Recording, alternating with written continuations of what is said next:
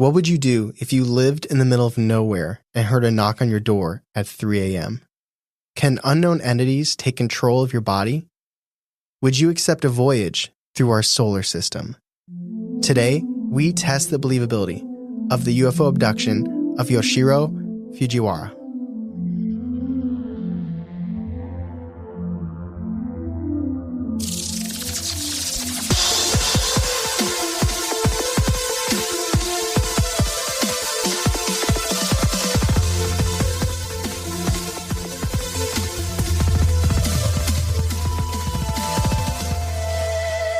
Welcome to Believing the Bizarre, where we dive into the unknown and the unusual and tell you whether or not we find it believable. That is right. It is Tuesday. We are back in the alien groove. Yeah. Back in the alien groove. I bet it's been a while since we did an alien. Yeah, it always is. It's longer than you think every time. I'm in a weird mental space right now because I was like, listen, our 3-year anniversary as of recording this is tomorrow. So I want to do an alien episode because it feels right. But the ironic thing is that this is going to come out after our 3-year anniversary. But that said, on the topic of it, thank you to everybody who did come to our 3-year anniversary. It feels weird. Like it's in the future. It's not as heartfelt because it hasn't happened yet. Yeah. We'll get that next week. If you did come, appreciate you. If you didn't, catch you next time. Hopefully, technically, everything went well and we had a good time. No one was sad. Had fun. Yeah. Some good spooks, dropping some new stuff, throwing it up in the air. Like that Kevin Love commercial, if you remember. He was like a little kid and like yes, I know what you're talking about. Yeah. Yeah. But I'm excited because we are in alien territory. We have an exciting, outrageous alien experience, which are some of my absolute favorites. Based on what we've talked about in the past in terms of when so many alien stories occur, do you have a guess what decade this might be? 1970s. Bro, what were you going to say, though? 1973. Okay, that's so close. This is 1974. Oh, wow. That is so close. I swear, the aliens were with us for the 50s, 60s, 40s, 50s, 60s, 70s, and they got tired of us by the 80s. Yeah. They did a final hurrah, goodbye in the 90s in Phoenix. Yeah. And then they're done. Now we'll just be... Well, there's so many sightings now, though. That's true, but they're UFOs. You don't hear... Maybe they just haven't transitioned to stories yet. Everything's just little or maybe spaceship sightings. Maybe they got better with their forgetting technology. Yeah. They saw Men in Black and they're like, oh, it's a good idea. That's pretty good. That's pretty good. That Will Smith's pretty good too, but that's good. Yeah. They didn't think that I Am Legend was vampires either, though. They're no, they're confused. that's zombies. Those are zombies. Yes. So this takes place on April 6th, 1974 in Kitami. This is Japan. Yeah. Cool. Kitami is a city in Hokkaido, Japan, which is the northernmost island. God, I want to go to Japan. Yeah. Do you want to go to the northernmost island of Hokkaido, though? I want to go to... that was unintentional. I want to go many places in Japan. Yeah. We have some listeners in Japan. Do we? A couple. I think 50. That's cool. I don't know. They probably like us more there than Alaska. Probably. So it's a populous city, but it's also covered by a lot of extensive farmlands. Cool. Rural areas too. Apparently it's known for winter sports. If you like winter sports, I guess skiing, snowboarding, curling, maybe. Love curling. There's also the Kitami Mountains nearby, which is what it was supposedly named after. Yeah, I've never been. You've never been. No. I've never been. So everything I'm telling you is stuff that I've researched and discovered. Very cool. This isn't a Kitami podcast, but I always like to ground us a little bit where we're at. Uh-huh. No, I enjoy it. Yeah. So it is, there is populous, there's a city. Fun fact about Japan in general. Sure. Did you know Tokyo is on the same latitudinal, longitude? The lines. Yeah, I think it's longitudinal line as Kentucky. That'd be latitude, right? Is it this way? Horizontal is latitude, okay, right? then it's I always mix them up. Is Tokyo, isn't that part of that paranormal line, or is that not what we're talking about here? That's not what we're talking about. You're just saying Kentucky in general. Just a fun fact that's on the same. They like KFC out in Tokyo. They do, actually, yeah. It's finger licking good. But anyway, so while it is a populous city, we're dealing with the rural areas, and that's where we're going to be at today. Sources include bizarreandgrotesque.com, Cryptopia, and Urban Legendpedia. You ready to get in the story? Urban Legendpedia, yes. So this story includes our protagonist, which is a 28-year-old vegetable farmer, Yoshihiro It Fujiwara. reminds me a little bit about someone Antonio Villas-Boas. Yeah. Oh, yeah, he's on that Antonio Villas-Boas. He is. Is he working at night? He probably works all the time. He is a Okay. hardworking farmer, made his living by the land. So I'm assuming his biggest concerns are probably the weather that he's going to get for his crops. Mm-hmm. Probably not too much into the paranormal or conspiracies or any stories surrounding it. He's just farming Yeah, he's living a rural farmer life in the 1970s. So I'm sure he's in probably Japan. in Japan. He's probably very focused on them vegetables, them veggies, them green beans. Or daikon. It's just cans. He's putting cans in the sun and watering I it. hope not. Canned tomatoes, canned green beans, canned corn. Daikon, I know, is one. I said that one already. There's a lot of vegetables over there that are not here. Are you sure? Mm-hmm. Do they have asparagus over there? I'm very, very sure, yeah. Okay. So I also say that because there's no bias. Like, this isn't somebody, like, if you and I saw a weird light in the sky, we would, like, hope that it was something paranormal. Yeah, if I said that, I'd be like, are you sure, Charlie? Yeah. So he is coming from a place where I don't think any of this is top of mind. Yeah, okay. But let's get to it. So again, it's April 6, 1974. It's late, approximately 3 a.m., Oh. a.k.a. the witching hour. Oh, yeah. And Yoshihiro, which if I get that wrong, that's how it's going to be the whole episode. So I listened to it multiple times, and that's what I came up with, Yoshihiro. So I apologize if that is incorrect. But I didn't want to call him the farmer, Sir Farmer, the entire episode. So Yoshihiro was sound asleep in his bed, no doubt from a rigorous day, when he suddenly was pulled out of his slumber from a loud sound. It took him a minute to collect his thoughts and realize what he was hearing. First, he just heard his dog barking, which wasn't all that unusual. There's always little critters, rodents, animals around the premises. But there was another sound, the sound that instigated the dog's barking. A loud, thumping sound on his door. He checked the time again to ensure that he was correct, and he was. It was the dead of night. Someone was pounding on his door. This was especially unusual for Yoshihiro because his farm was very isolated. It was far from other people, and it wasn't right up on the road. So even if somebody got a flat, it was unlikely that this person would automatically end up at his front door. But he was also thinking that maybe it was just some kids from town messing around. So cautiously and a little bit agitated, Yoshihiro left the comfort of his bed to discover who was knocking at his door at this ridiculously late hour. When he opened the door, his entire demeanor changed. His expectations were thrown out the window, and his life would never be the same. There, standing at his door in the early morning darkness, was what he described as a short, 3-foot-tall entity with a clear, one-piece suit that appeared to be made of some type of transparent vinyl. And that outfit was the only thing that resembled what we may call humanoid. Instead, this creature was starfish octopus-like. It had 4 tentacle-like appendages, a large bulbous head with a blue helmet on it. The creature's eyes were slanted, and it had a strange V-shaped set of nostrils. The entire entity was brown and covered with slimy, bumpy, toad-like skin, almost like it had a terrible case of skin lesions. It also bore a large, stretched smile that seemed to be pulled unnaturally wide. It was standing on 2 of its 4 tentacle-like limbs, and they all had rounded nubs for feet. The creature didn't say anything, and it didn't move. He then noticed that its helmet had a weird antenna jutting out of it, which kind of caused a low electrical humming charge. It seemed to ripple through the air, like it wasn't just a humming sound. He actually saw the ripple of what he thought was electricity come out of this small elliptical element at the top of his antenna. So Charlie, imagine you see this thing. You open the door, take into account you're a farmer and it's 3 a.m. And you're in overalls. You open the door at 3 a.m. If you're lucky, you're in overalls. And you see this. Squidward, what are you doing? Shut the door, I think. Yeah, you just shut the door and go back to sleep. So far, and I'll come back to what I find unbelievable about this story. So far, the most unbelievable thing for me would be opening the door.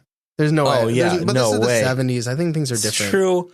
Although I feel like you're probably more likely to get a farmer with a gun than anything else. That's true. Yeah, that's true. There were no Ring cameras back then. So no. Like, how do you even check like the peephole or anything? He was probably in such a groggy state, and I think he was really expecting it to be children. So I'm thinking 3 a.m. Yeah, he thought his kids messing around. So I'm thinking of like Japanese movies I've seen that take place like in the past and that are rural. It's not like a door like how you and I would have a door, I think. I think it's like a door that like slides. Oh, okay. If that makes sense. But not like a glass sliding door. Otherwise, he'd see like. Well, maybe paper. Okay. But that wouldn't make a loud thumping sound. The wood part would. Okay. Yeah. So it's an interesting visual. It's creepy. There was another story. I have like 5 episode ideas that have been bouncing around, and 2 of them are alien based, but it was a whole different type of alien. It was like, I'll say it was more Nordic. Okay. But this one is very interesting. I've never heard of this. Octopus star, like I was getting more octopus vibe, but the different articles I was reading really hit home with the starfish, even though it's not 5, it's 4, but I guess it's head, but. It's just really strange. I've never heard of anything like this. We would be towering over this thing. Yeah, it's 3 foot tall. Yeah.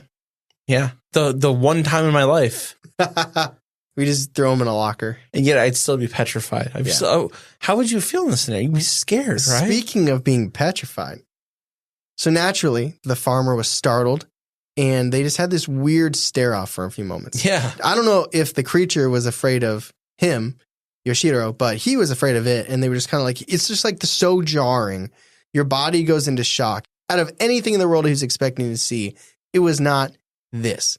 So they're staring at each other in the silence, and then this frozen moment is broken when the creature flicks one of its tentacles up, and Yoshihiro realized that it's pointing to the sky. And a few moments later, he was completely consumed by this unbearable hot beam of orange light. And as if breaking out of a trance, Yoshihiro jumped back out of the light and dashed back into his home. He shut the door and ran back to his bedroom. And when he got to his bedroom, he peeked out his window to see if the visitor was still there. From the angle he had, he couldn't see if the creature was still at his door, but he could clearly see the orange light that had consumed him. It was a magnificent, bright, orange-colored light that was emanating from an illuminated, disc-like craft floating up in the sky about 70 feet off the ground. He estimated that this spacecraft was about 26 feet wide. Again, would never be able to do that. 26 feet? I like how he's like, it's not quite 25. Like, I'm going to give it a little bit more. Yeah, maybe 26. I wonder if he would think I was like 5'9", like 5'8", give him a couple extra inches. Anyway, so he's back in his house. He's looking out this window. He doesn't see the creature, but he sees this spaceship, this disc, floating in the air with this orange beam coming down. And he's looking at it, but he realized that there's this other feeling, this other sensation that he's feeling right now. And it's with his feet. There's a warm breeze of hot air that was surging around his feet, and he found himself being drawn closer to the window as if by an invisible, unseen force. But it wasn't just to the window that he was being dragged. This unknown force was tugging him out the window. And it dawned on Yoshihiro that this was this thing, whatever entity was outside, it was attempting to get him back out there. He began to hover due to this inexplicable force, fully levitating off the ground.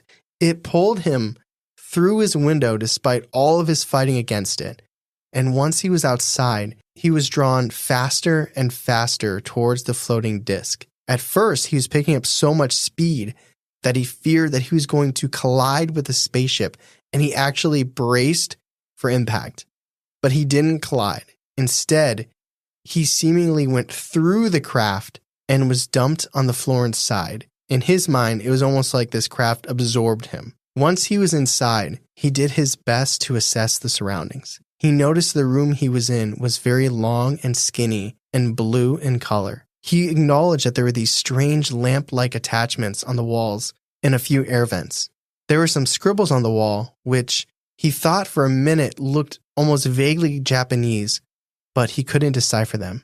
Before he could take in any other observations from the craft, he was overtaken by a disgusting and repulsive scent that left him lightheaded and queasy. He turned around, and there above him were 2 more of those tentacle-like alien creatures that he saw outside the door. He panicked and tried his best to push himself up, but no matter how hard he struggled, with all of his strength, the 2 entities managed to hold him down. They were significantly stronger, despite their shorter stature. Yoshihiro claims that in this moment, they released him and they tried to speak with him telepathically. In his head, they told him, "No danger. We promise to release you at your home." And this sounded peaceful, and for a split second, he considered their sentiment. But then, they leaned in to grab him again, which struck fear in Yoshihiro, leading to his survival instinct to take over. He evaded their grasps, adrenaline rushing through his veins, and he hurried toward a partially open hatchway. He had no idea how high in the air they were, but in that moment, he didn't care. Thankfully, it ended up only being about like 10 or 15 feet off the ground, which is still It's pretty high. It's like dunking a basketball and then falling. Yeah. I guess, but either way, it's higher than that. It's being like, isn't a basketball 10 feet? Yeah, so it'd be like standing on top of a basketball hoop, or 5 feet taller. It was either way. It's like it's better than 70 feet. He originally it's too high for me. I can't dunk, so I've never been up there. Yeah, I don't know what that's like up there. I don't know what the air's like up there, man. Yeah, that's. I get the 3rd rung on a ladder, and I'm like, whoa, I need to sit down. I got the vapors. So he landed. He didn't die. Episode over. He jumped out of the ship? He jumped out of the ship. That's a Mission Impossible did not care about it. I think he was so afraid. It's like adrenaline. There's like, I think when you're in a situation when things are so dire, you just don't think about it. You just do. Yeah. And he did. Yeah. And so he hit the cold, hard ground with a thud, but he pushed the pain aside. He scrambled to his feet to get back home. Or at the very least, in his mind, he was trying to get as far away as he could. He sprinted, desperate to get away from the craft and the creatures inside. And he found himself approaching a nearby house. And in a frenzy, he started pounding on the door. So just like Yoshihiro earlier that day himself, the startled homeowners peeked outside to see something banging on his door. But instead of aliens, obviously. It was a human at least. It was at least a human, yeah. But when they opened it and they saw him, they recognized him as the farmer that lived about 2 miles away. The hospitable neighbors let him in and they spoke with him. And it was in that moment that Yoshihiro realized that a full hour had passed. Wow. Even though it only felt like a couple of minutes to him that he'd been forced inside the floating spacecraft. So after a short while, he finally calmed down, thanked his distant neighbors, and decided to walk back home. But not before peering outside, looking out the window to make sure that the spacecraft had disappeared. And to his relief, it was gone. So he let out a deep sigh and he embarked on his walk back to his home in the chilly early morning darkness. So Charlie, up until this point, what are your thoughts? Where is your mind at? Could you imagine walking home after that experience? I wouldn't want to be outside. No, I'd be like I would feel so exposed. Like I would feel like at any moment from any angle from the sky. There's been moments like when I was in New Mexico and last year, not this year, last year when I was on the beach and I saw the Milky Way. Sometimes, like when there's so many stars and the night sky is so clear, sometimes I do get almost like my kite thing. Where I don't like flying kites because somehow that plays into my heights. Sometimes if it's like a very starry night with no clouds and it's just nighttime, I get that feeling I could get pulled up and it does kind of freak me out. So I feel like it would be that times 150. Especially after something like that just happened to you. Yeah, his guard has to be all the way up. Like, what does gone even mean? Like this thing has shown it's the capability to do so much. Yeah. In a matter of less 15 minutes. It just happens so quickly. But I guess at this point, what else is he going to do? Like, hey, can I just stay here forever?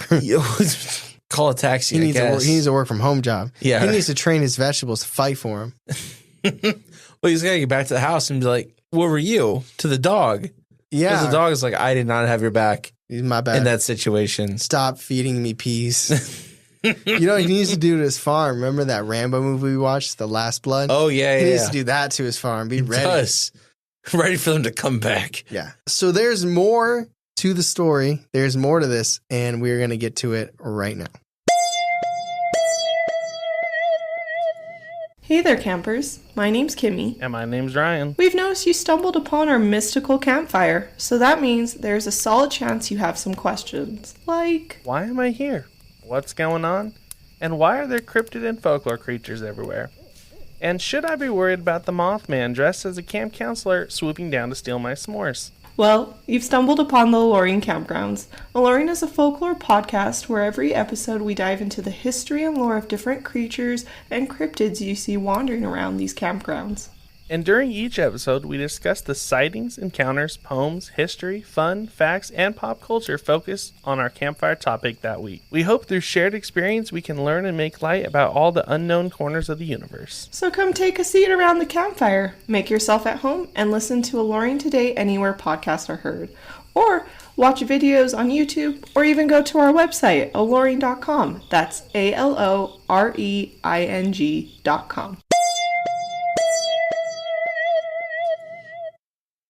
Hey everyone, so of course we love animals, but we have seen them do some pretty creepy stuff. I've seen Mars bark into the corner for no reason at all.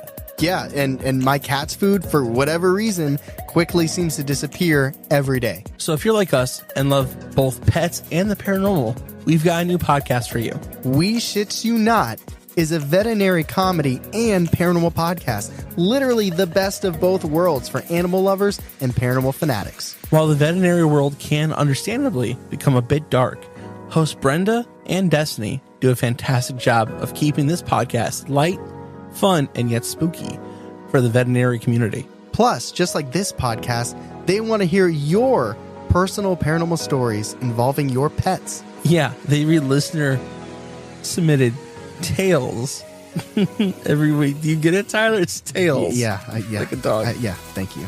So it doesn't matter if you're in the veterinary field or not. Do you have a funny or spooky animal-related story?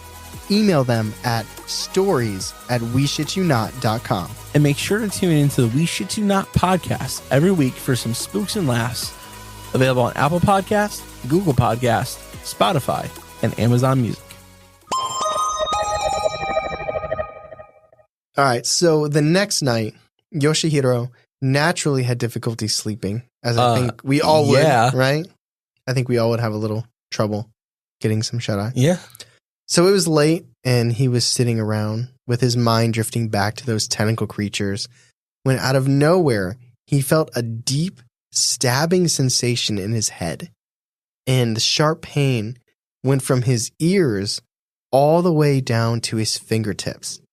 He started feeling like he was in a daze, and for some reason, his hands seemed to move on their own. His fingertips felt ablaze, and seemingly with a mind of their own, they began to scribble strange letters on a piece of paper. It felt like he was in a trance-like state, and when the writing stopped, he seemed to regain focus. So he glanced down to see what he wrote and tried deciphering it. But before he could completely look it over, he heard a booming voice inside of his head distinctly say, "When the disc lands on the mountain, you will come and board by yourself." Oh my God. Was it a command? Was it a threat? Yoshihiro wasn't sure, but he also was given a vision in his head of the area that they wanted him to visit. Like this place was imprinted in his mind. The aliens did that screen share on him? On his mind? They FaceTimed his ass. Like, be here. His skull was throbbing, but then just a few seconds later, all gone. The pain, his head, his fingertips, the daze, it all dissipated. He's just like, well, I'm just not going to go. I'm just going to stay right here. So after the pain abruptly left, clearly he was shaken. And so he looked down at these strange hieroglyphics that he etched onto the paper with his hands. But he didn't know the meaning, didn't know what he wrote. He has no idea. Maybe it's what they told him. They're like, we'll have him write it out. And they're like, sir, I don't think he can read it. They're like, God damn it. All right, put him on phone, put on speaker. Hey, meet us at the mountain. We got some shit we want to show you. Maybe it's what happened. I know, but like when we get to the end of this episode, we might want to discuss where that paper ended up. Oh gosh, okay. Neither here nor there. We're all in it right now. There's no reason to take a step back. This isn't a 2-step forwards, 1-step back. Like we're just like him jumping out of the UFO. Yeah, we're not even thinking about it. We're just going. We're holding his hands. Yeah. So being familiar with the area naturally, because that's where he's at all the time, he recognized the vision as nearby Mount Nikoro. And although he was left freaked out, he just had this weird sensation. Mm-hmm. He felt a compulsion to go to the mountain. Right? No, don't do that. But okay, think about this though. These entities, these aliens, have demonstrated the power that Yoshihiro could not comprehend. And in the back of your mind, you have to be thinking, what if I don't go?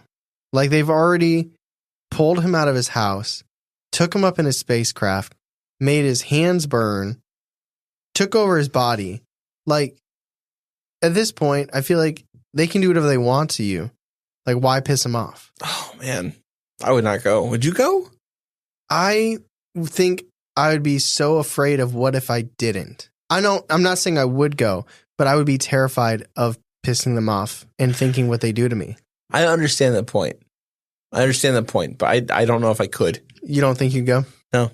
Okay. That's okay. That's okay. So he gathered some supplies for his travels and he reached out to a couple friends to join him. And they set out unsure of what awaited for them on this mountain. Now listen, quick interruption here. This is the most unbelievable thing to me so far in the story. That he was able just to find a couple dudes. It was like it's nighttime. Yeah. It's the 70s. There's no text messaging. Yeah. There's no emailing. There's no posting on social media, no DMing. So he called his friends up. Yeah, he on had the to phone. call his friends. Hey, Jim. And hopefully they were home. How you doing, Jim?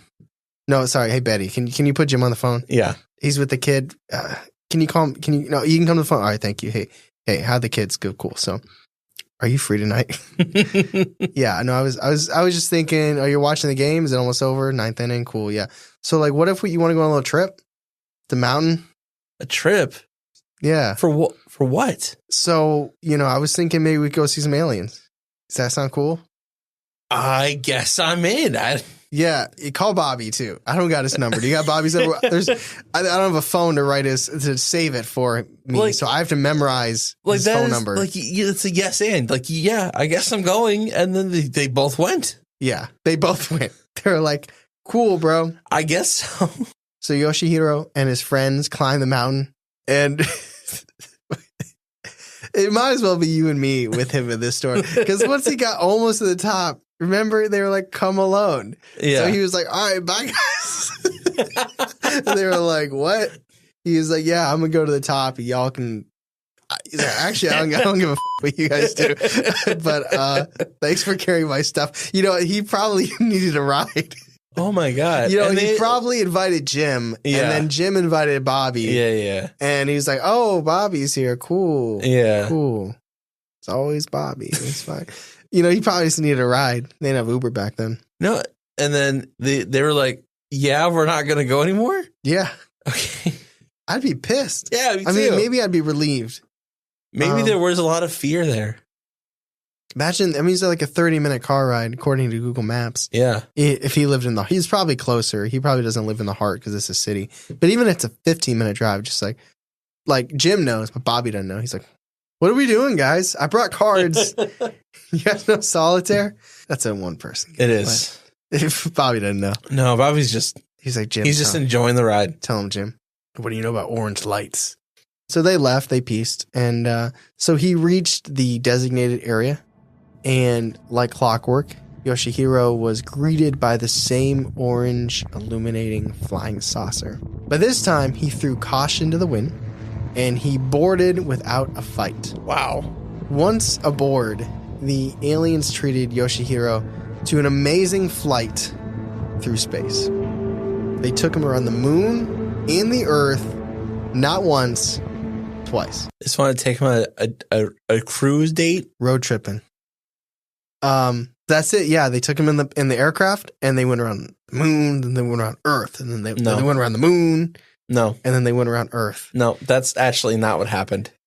I'll tell you why. Yeah. That's all she remembers. That's what they put in his memory. Something else happened. What happened? Where's Bobby? What happened? Bobby's in a tube. I'll tell you that right now. He's in a tube. Bobby's in a tube. He never came back. Parts of him are in a tube. Yeah. So whether it was the journey through space, the extreme fatigue, or something that the aliens did to him. But Yoshihiro became very dizzy and he lost consciousness. On the ship? No, outside the ship. Okay. And eventually his friends, I guess, they just hung around, just chilling. While he's out exploring the moon and stuff, they're just like, so is he coming back? Yeah. But they found him lying unconscious on the mountainside. Of course they did. Helped him up, took him home. So apparently it took him days to recover from this whole ordeal.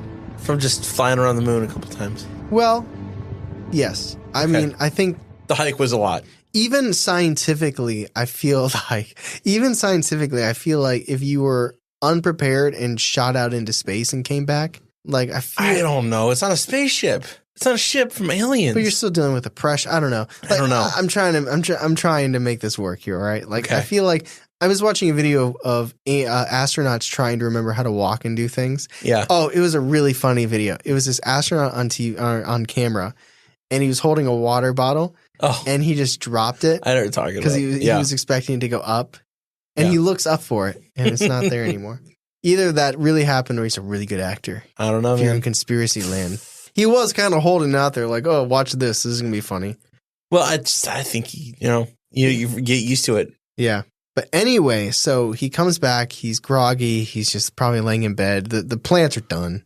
Plants are done. So the veggies, they're probably done. Oh, it's sad. He lost his garden. Probably. He lost his Well, it's house. more than a garden. It's a pretty big garden. I wonder how offended how offended would a farmer be if you're like, oh, so you're like a gardener.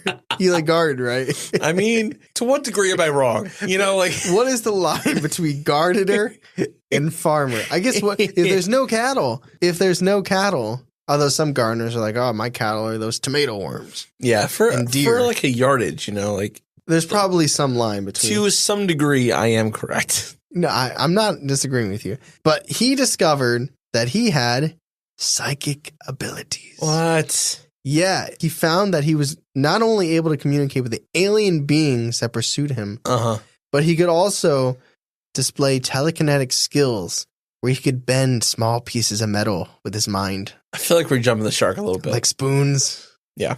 So maybe it was like a little parting gift for his friends. Like, Yeah. hey, you came with us, you trusted us, so now you can bend Bend spoons. spoons? Spoon bender. Oh, what a power!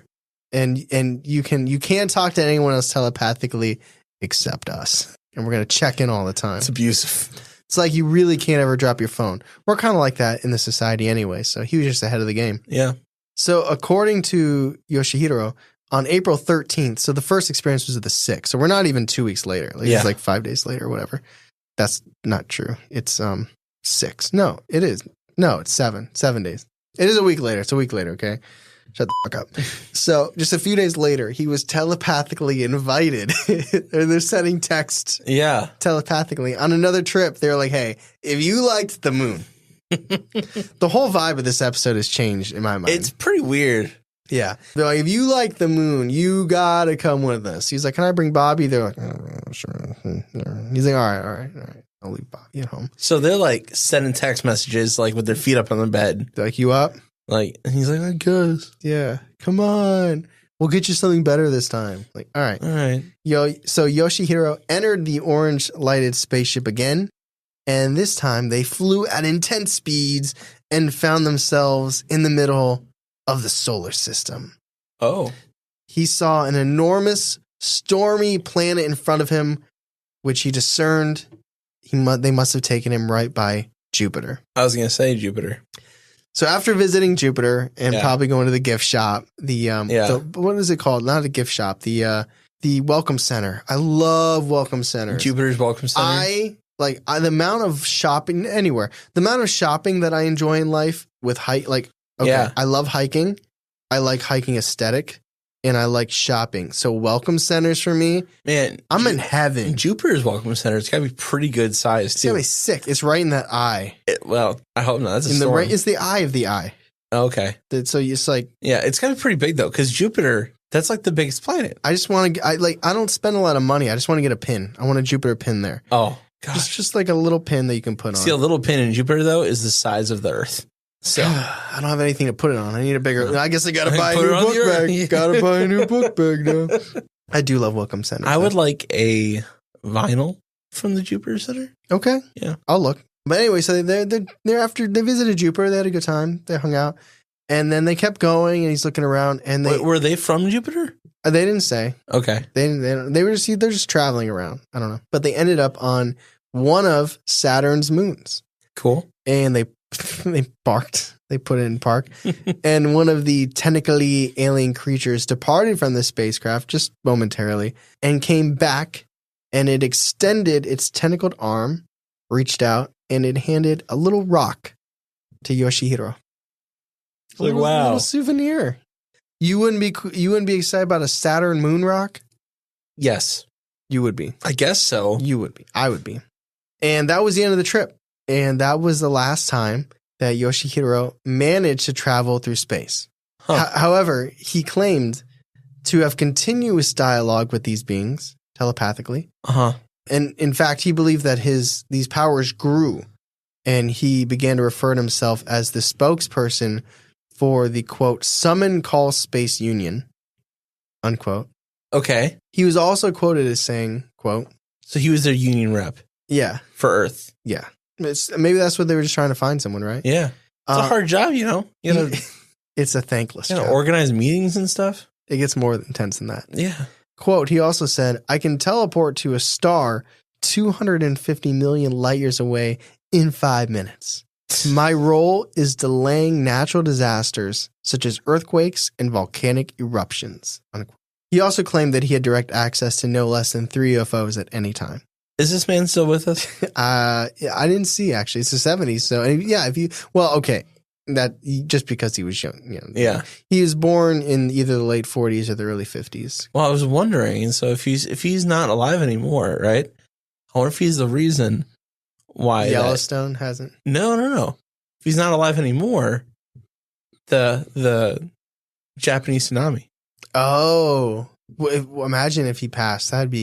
That's crazy. Pretty wild. I'll check his Facebook. That's crazy. It's like all the energy, like he was stopping it for so long, and it was just building up. It's connection. It's a connection. Yeah, likely not true. It's probably not at all. Tectonic, but that's okay. So he testified that the UFOs enabled him to stop volcanic eruptions by allowing him to travel inside hollow Earth. Oh. Where he was able to prevent the flow of magma from going topside by stuffing rocks inside the volcano's inner channels. That's interesting. Okay. All right, cool. So let me provide the tiniest bit of evidence that I may for why some of this may be true. No one claimed to see the craft. A UFO investigator, so there's a little bias there, claimed that at the same time that Yoshihiro was abducted, a junior high school student who lived nearby, their name was Mayuki Fuhita, they lived nearby, and they were woken up by a light shining outside their window. And although she didn't see like a spaceship, she did testify that it was much brighter than the moon, whatever light she did see. Okay. All right. Interesting. And now let me provide a tiny sliver of skepticism, if I may. Okay. If you could believe that there's any skepticism. It's hard. It's hard to believe that. So when Yoshihiro returned from his second space travel trip to Saturn, he quickly delivered that Saturn moon rock to scientists at the laboratory of the University of Studies of Engineering of Kitami. I feel like the laboratory of the University of the Studies of Engineering of Kitami. That's it's a mouthful. It's a lot of ofs. Yeah. Of this, of that, of this. There has to be a way to rewrite that. But anyways, the team ran a series. So I give him credit that he's like, hey, take this. Which hopefully he got it back. Also, the aliens are probably like, yo, what the fuck? Bro, come on. So they ran tests on the stone, and they came to the conclusion that the rock was nothing more than a chunk of stalactite from a local Kitami cave. Why did he? Okay. Maybe the aliens were like, we're going to punk them. Yeah, we're going to get... Yeah, you think you can jump out of our spaceship when we're trying to show you stuff? Yeah. So they gave him this rock. They're like, it's definitely Saturn rock. Yeah, it totally is. Here, go outside real quick and then come back. Yeah. And like I didn't even have enough time to pick one up. Dumbass. They probably like, how can we prank him? Yeah. And Bobby's like, I got an idea. I don't know why Bobby. They consulted Bobby. Yeah. They consulted. I feel like Jim's more his friend. Yeah. I don't know. Bobby's an alien in disguise. Oh God, that is the twist this story needed. So that is the story of the UFO abduction of Yoshihiro. Wow. Let us go to the discussion. All right, before we get to the discussion, we like to stop the episode and thank our newest patrons who, as of the recording of this here podcast, include Max, Heiss, and Lauren. Now listen, normally this is where I say one thing I like about the Patreon. Charlie says one thing about the Patreon. We tell you how cool it is, how it'll make your life better, make you happier. Do that. We'll do that. But this time, we got a lot more to talk about, and we'll make it fast. We're not going to waste too much of your time.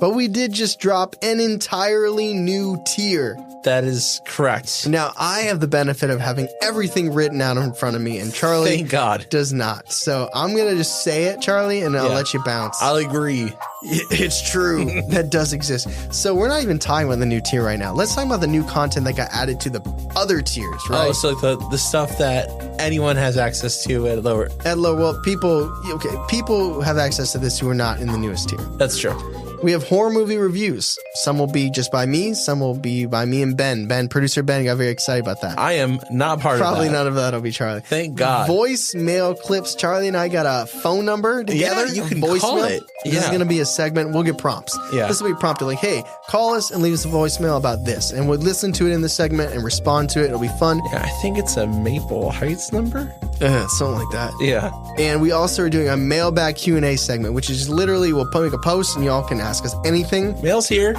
Mail's here. It's like Blue's Clues. Yeah. But let's talk about the new tier because we've been working on this for months. Listen, it took us 6 months to make our first Patreon. It's true. This has been in the works for a long time. We very heartfeltly call this the not tier. Yeah. Like the what, Charlie? Like the not deer. But it's the not tier. Not tier. It is a $25 tier, and what you get beyond everything else, you get every other thing we do in the Patreon, but you also get a Patreon exclusive hoodie with an awesome new hoodie design that Very cool design. actually says Believe in the Bizarre. Shout out Kimmy from the Alluring podcast. Yearly exclusive enamel pin. Every year there's going to be a new exclusive pin. You can only get it by being a Patreon member in this tier. Collect them all. Isn't that what the kids say? Yeah. Is it? You would know. This is something that people have been asking for, so we're finally giving it to y'all. Mini encounter episodes. Yeah. All encounter, all mini. But, like fun size. It's going to be awesome. And I'm sure Reddit will find its way on there a little bit. Probably. Quarterly virtual game nights. Lots of fun. Lots of fun. There's going to be a lot of fun with that. Early access on merch drops. BTB reacts to, which if you follow us on YouTube, you've seen a few of these before. We watched Jason, we watched Terrifier. But we're going to be watching clips. You can send us ideas. You can tell us what you want. We'll find our own stuff. But we react to it in real time. And in our monthly giveaway, instead of getting one entry, you get 2 entries. And every month we give away cool merch items. It's a good deal. So that is the not tier. It is brand new. Go check it out. But if you don't want that, there's a ton of other bonus content in multiple other tiers. But we're just very excited, very amped. This is very new. And it's a lot of content. It's a lot of time, but we love making it. We love doing it. It's a lot of content. We appreciate all the support. But with that said, there's a lot to discuss coming up. So let's get to it.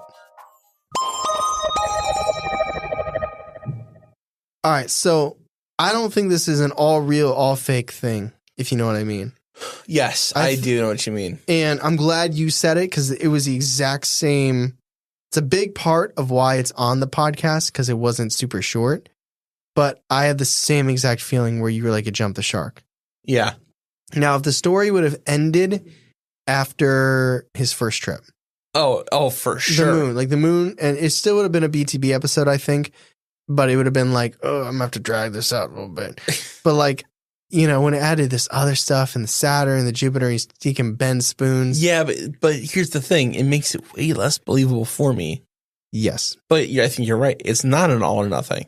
I don't think it is. The problem is like, if he's going to say this last stuff, is there, okay, where are you at with all of it? Like the ending stuff, like the Jupiter, Saturn, what are your thoughts? I think it's really great. It's really great that he joined this union and he's now the union rep for it's just America. him. It's just him. But here, you don't have to join it. That's like, Tyler and Charlie joined Believe in the Bizarre. Kind of made it. He's part of this union.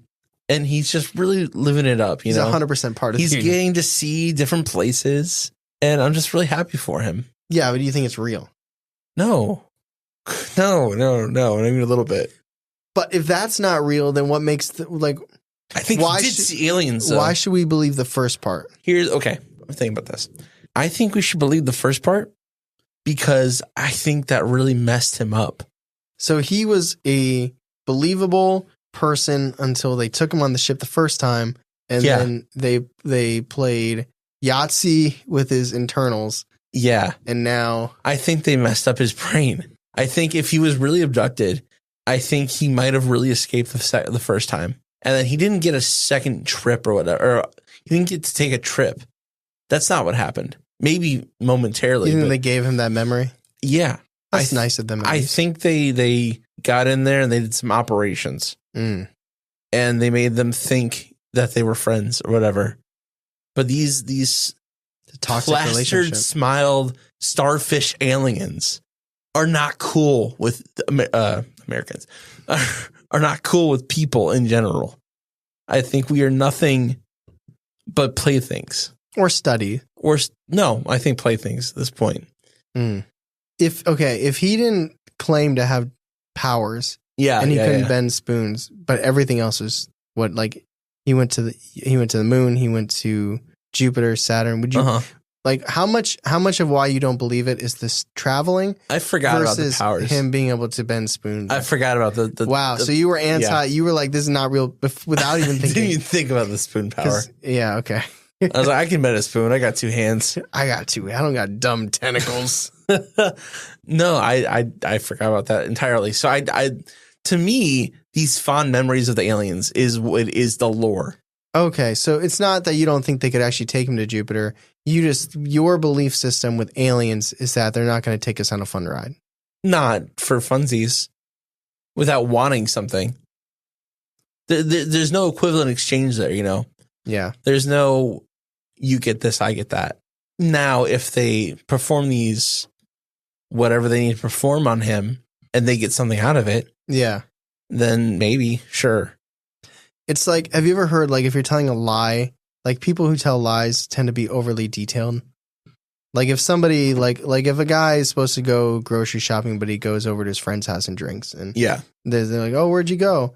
Like, I went out. It's so much different. Like, oh, well, I was going to the grocery store, but I hit like 5 red lights, and then my tire was a little bit low, and I know you told me, you know, like that kernel of truth, you know, and then, like, if this would have just, like, it's like, yo, stop talking. Like, leave it at, like, the moon. Like, at the moon, you might be able to get me viable with the moon. Maybe. But, like, you kept talking. Kept going. Now, not to take away from the fact that this is a very entertaining, fun story. Like, there's a reason I picked this. Like, I was like, it was like a page turner. I was like, whoa. Like, it's not done. It's still going. Well, it also starts like a horror movie, too. Oh, yeah. Like, you're woken up to knocking on your door. That's why I said earlier, like, the vibe change. Yeah. Like, you're not, like, there's a knocking at your door. It's 3 a.m. You're in the middle of nowhere. I should ask Tyler if he's ever seen a tentacle alien. They seem to like rural farms. And Tyler grew up rural farm. I should ask him. But, like, I don't know, like, it was scary. I mean, it's horror. It is. It's like, you open the door, it's late, it's 3 a.m. There's this creature there. Yeah. Yoshihiro, you needed to stop while you were ahead, man. You did. Unless it's all true, and shame on us for questioning these potential facts. So how do you feel about it then? Do you agree? Do you agree with me at all? Or yeah. No. I was hoping. I was not hoping. Is not the right word. I thought you'd be more lenient, but you felt the same as I did. It's rare that you and I feel exactly the same when it comes to. Well, how do you feel about the aliens? Like, what do you agree with me? What do you think? I think they did. I had a difficult time coping with the idea of, like, why could I believe the beginning part so much and not believe the second half? It's like, if you can believe the first, is it really that much out of their power that the second half couldn't happen? But you gave me an out. And I think what you said makes a lot of sense, that they probably just mess with his mind. Yeah. But also, like, the other part of me is like, okay, let's see some proof that you could bend spoons. Let's see that. Yeah. Is there any documentation? Let's see the paper that you wrote out with the hieroglyphics. Yeah. What happened with that? where's these two friends thing? Like, I was like, come on, this is comical. Like, they just came with you on the drop of a dime, and then you left them halfway, and then they stayed there and found your unconscious body. Mm-hmm. These are the best dudes ever. Yeah, good guys. Nothing going on. So what happened to that paper? I don't know. What you said? This is why I wanted to bring it back up, because where is it? I want to know. No one ever found it or anything. Yeah, and then the rock you found, although they don't know. Like, what instrument do they have in the 70s? It's gonna be like, yep, Saturn. Not Saturn. Moon of Saturn. Yeah, they don't know. I guess that's true. I guess even in the 70s, they probably could tell if it's a local. But it also makes sense. And maybe he's tripping, wandered in a cave. Yeah, he thought he was somewhere else. Maybe he didn't even fall. Like, he originally thought this spaceship was 70 feet in the air, and then he ended up doing a 10-foot fall. Mm-hmm. I don't know. A lot of inconsistencies. Very, very entertaining story, and I wish him the best. I still can't imagine that walk after that first night. That's from the neighbor's house to his house. It's funny because like the meticulous details you get from like his house and that stuff versus like, then he saw Jupiter and then they went over to Saturn's moon. Yeah. Like, we'll get Saturn next time. You're not ready for Saturn. They party on Saturn. I don't know. Yeah, unfortunately, I'm going to have to go skeptical. So we are believable to scale for anyone new, potentially. We go from believable to viable to skeptical to unbelievable. And I'm going to have to go skeptical here. What do you say? Skeptical because I think there is truth to it. Some of it, potentially. Yeah. No, I there's so much here that I don't think is correct or true. But I do think there's a kernel of truth in there. Well, if he saw the alien, they mess with him. Yeah. So I go with skeptical as well. Very, very creepy encounter in the beginning.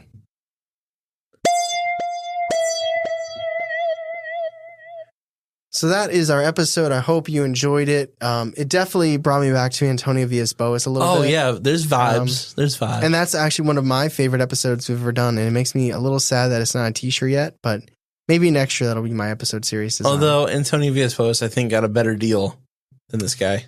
Yeah, he had a good time. Yeah. And it was just like a one night thing. Yeah. And then he became a lawyer. If you haven't listened to it yet, like if you like found us randomly somewhere else and you start listening from there, after listening to this, I highly recommend going back. I think it's like episode like 17 or 13. 14? No, it's an odd number, I'm pretty sure. Okay. But go back, listen to it's short too. You can get in and out. It's like 25 minutes. Yeah, it's short. We were popcorning it back then. But the abduction of Antonio Villas-Boas always be one of my favorites. And I think that's why I was so excited to do this one, because I was getting those vibes from it. But thank you everybody so much for listening, for hanging out with us on this fun trip to Saturn's moon. If you're liking the podcast and you want to let us know about it, if you're on Apple, you can leave a comment. You can leave 5 stars. If you're on Spotify, you can hit a 5-star rating. You can individually comment on this specific episode, what you thought of this specific episode. You can do that for all of them. And if you were intrigued by the new Patreon tier, you've been listening for a while. What do we got? We got? Nope. No. God. No. Oh, no. No. You know what I'm looking for. Yeah, it's the other one. Down. One more. There you go. Say it again. The new Patreon tier. If you've been listening for a while, you're like really intrigued by the new things we're going to put out. Can I say the enamel pin for some reason? Hoodie's dope. Hoodie's awesome. I love the hoodie. Ever since we dropped, like it was like 4 days after we dropped Patreon, we were like, that's silly that our exclusive shirt doesn't say Believe in the Bizarre. Yeah, it says dive in the unknown unusual, which is still like one of our taglines. I love it. But I love this hoodie. The hoodie's amazing. But the enamel pin, there's just something. Do you have a physical one yet? No, not yet. Okay. I think I'm still in this poster vibe. Like Dave Matthews Band posters. Yeah, You want to get it. And it's like special. It's like you're part of it. And like you can only get the year pin that year. So like the moment midnight strikes and we're into 2024, no one can no longer get the 2023 one. Yeah. So it's like, you want to get them all. Yeah, because, yeah. And they will be different. It's like they're going to be different. Will be different. I think they'll be cryptid based. We'll be talking with designers, but the first one. We'll figure it out. Yeah, it's neither here nor there. But the Patreon tier's out there. We're excited about it. Check it out. The not tier. But thank you everybody so much for listening, hanging out with us. We appreciate you. And as always, I'm Tyler. And I'm Charlie. And catch us next week on Believing the Bizarre. a podcast as bizarre as you are.